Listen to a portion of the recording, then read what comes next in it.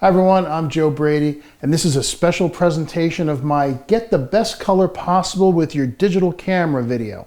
It's brought to you by my friends at Digital Silver Imaging.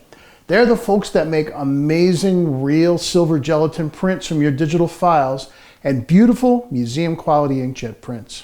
This video is about getting the most accurate color possible. I'll show you how to use a simple tool, the ColorChecker Passport from Xrite, to make a world of difference in your image capture. Using this simple but powerful tool is going to save you an enormous amount of time in post-production by providing the perfect starting point for color in your images. The ultimate result is going to be better prints. So after we're done here, don't forget, sign up for my free Photo Friday newsletter and check out more videos from me and from Digital Silver Imaging. So let's get started.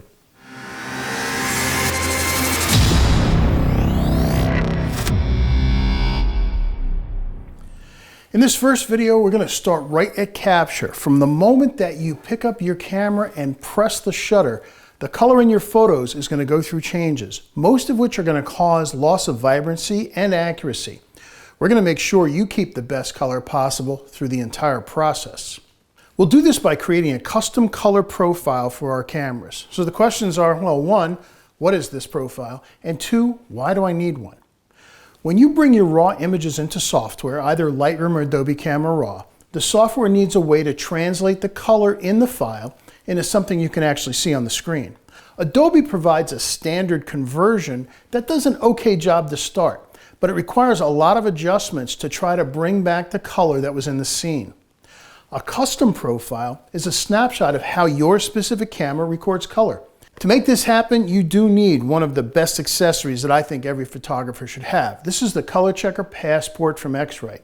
I've got 4 different cameras with me today to create custom camera profiles. I've got a Canon Rebel T7i, I've got my Sony A6300, and I've got 2 cameras from Fujifilm. I've got a Fuji X-A7 and a Fuji X-T200. Once I have a raw file shot of the Passport with each of these cameras, that's all I'm going to need.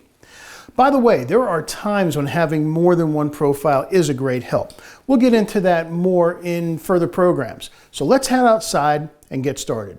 It's time to start our journey into digital color with our photography. And it's going to start at capture, and that's what I'm out here right now preparing to do. And that's set up my cameras for getting the best color possible right out of the camera. Because as each step takes place, from capture to edit to output, you're going to lose color a little bit each time. We want to maintain the most we can and get the most accurate color possible. And the start of that is a device that I've been using for, 10 years or so. And I don't do a shoot without it.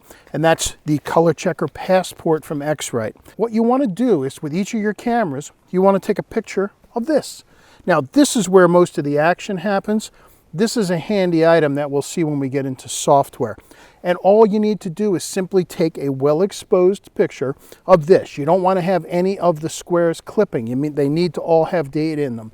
So make sure your exposure is good, but that's it. I just want the sun illuminating it in full. And I'm going to get a great reference to have the best color possible. And once we bring it into software and you see how easy it is to use, I promise you're going to want one. So I'm going to get my cameras out and take pictures of this target. So here's my shot of the entire target. Again, I want to make sure there's sun on it. And I'm going to shoot one that's primarily the lower target as well. So that's as complicated as it is to get started. I've got pictures of this. The rest is going to take place in software. So just make sure you have a good shot. There's a lot more that this thing can do, and we'll talk about it a little bit more. So here we are in Lightroom. I've imported all of the ColorChecker Passport shots from the various different cameras. And let's just take a quick look. You can see from the extension, I hit the I key in Lightroom to cycle through. CR2 is a Canon extension, so this is the Canon Rebel.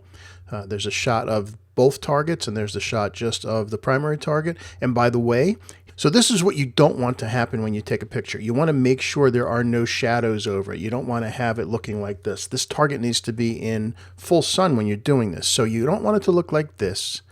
You want it to look like that, okay? So here's an ARW camera, ARW, which is the Sony extension. So this is with the Sony a6300.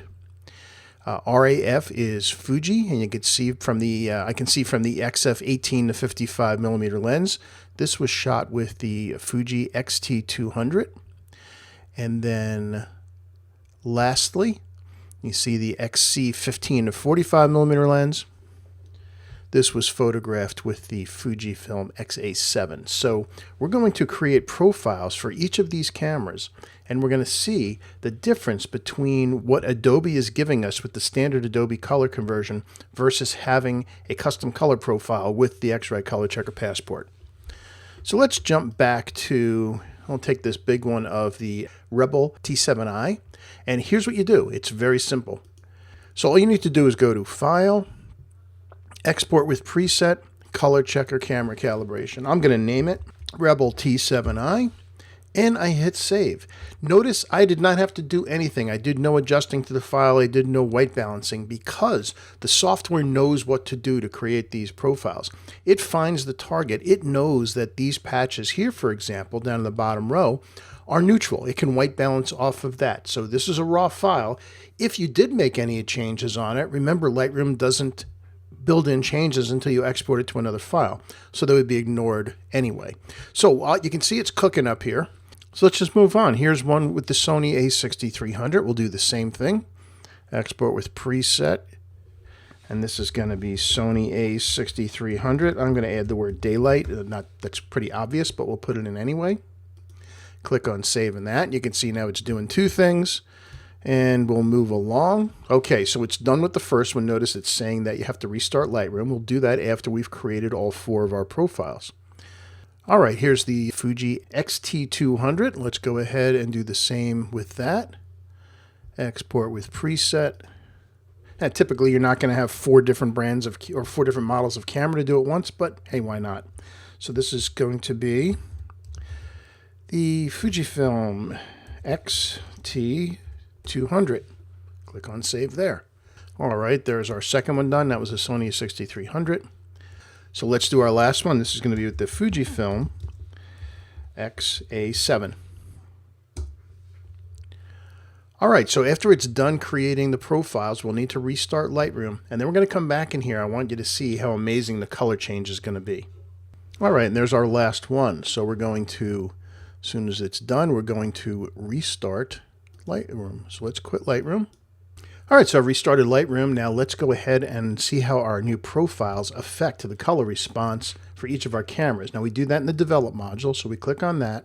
And right at the top of the basic panel, you see a profile called Adobe Color. If you don't have a custom camera profile, that's what you get. So if I click on here, I'm going to go to Browse. And if we scroll down, notice, look, here's the Canon Rebel T7i. It doesn't show me the other profiles I just created. It doesn't show me the Sony camera, the Fuji cameras, because the profiles are specific to the camera, and the software knows from the metadata in the file which profile goes with which camera. So I'm going to click on the star here to make it one of my favorites. Drum roll, please. Watch this. So here is the shot that we got with the Adobe Color profile. Watch what happens when we assign our custom profile now. So we come down and just choose the Canon Rebel T7i, and look at all those colors change. We got our colors back. What this is telling us is that the Adobe standard profile coming into Lightroom and in Adobe Camera Raw as well for that matter is costing us a lot of color. Particularly these three blues, this little triangle here, the blues, this kind of eggplant color, and this dark pink. Watch one more time as we do that. I'm seeing it here, and also I'm seeing it on the red and the green. So a huge difference. And what's cool is you can then select all the images in your shoot. In this case, I just have these two here. So because that's Sony, there's Fuji. I can just now click on Sync. I'm going to check none. I want the treatment and profile, the process version, and the calibration. Click Synchronize. And what the software does is it applies these settings to all of them. Now, by the way, if your white balance was screwed up in your camera, let's say your white balance was something like that, which is what you'd get if you shot in daylight and you had it set for tungsten, come over here, hit the white balance picker, and there's the actual true color. So one more time, that's what Adobe would have given us, or did give us. look at the custom profile. So let's do the same thing and let's see what happens with the Sony. That's the one we didn't want. Let's go a nice big one so we can see it clearly. Okay, so again, we go to Adobe Color and go to Browse. Scroll down, there's the Sony 6300 Daylight. Hit Close. And again, one more time, Adobe Color. And again, notice there's the 6300. And look at the profile again. So let's go ahead and zoom in a bit. Let's go 1 to 2. And we'll zoom in on this bottom target. Again, so you can see before, there's with the custom profile. There's what we were getting. So there seems to be a theme here that consistently the Adobe Standard Color Profile is costing us a lot of blues and colors that have a lot of blue in it, well, including this eggplant and this pink, also the red and green to a lesser degree. If you stare just at the red, stare at the red patch, there's the Adobe Profile. It's a little bit weaker, but the blues are dramatic. And then let's move over to our, zoom out here. Let's take a look. This is the Fuji X-T200. I can white balance pretty much off of any of these, so the white balance was good. But again, the profile, we go to Browse. Here's the X-T200 profile. Hit Close. And again, there's the Adobe Color Profile. And there's the custom profile. Wow, on this one, it's even more dramatic with a lot of colors. That's interesting. I'm seeing it in the yellows, the reds, this kind of salmon color. Well, almost all of the colors. Not only is the color, but the saturation has changed. So what this is telling me is that the Adobe Color Profile for this particular Fuji camera is not very good. And if you are not creating custom profiles, look at all the color you're giving up. Let's move on to our last Fuji camera. Here, we'll do this nice big one here. Let's go over to Browse one more time. And notice, even though it's a Fujifilm camera, since it's a different model, it's got a different profile. So let's hit Close again. Again, here's the Adobe Standard. We can check our white balance also. That was good. And look at that dramatic change between what we were getting with the Adobe Color and the custom profile for the camera. So what this is telling me so far is all cameras are going to really benefit and get a lot better color if you just go through this simple step of creating a custom camera profile. And certain cameras, and again, I don't have enough data points to confirm this, but so far from what I'm seeing, the Fuji cameras really benefit. The Adobe Color Profile is just not that good. It's costing you a whole bunch of color compared to what you get back by creating a custom camera profile.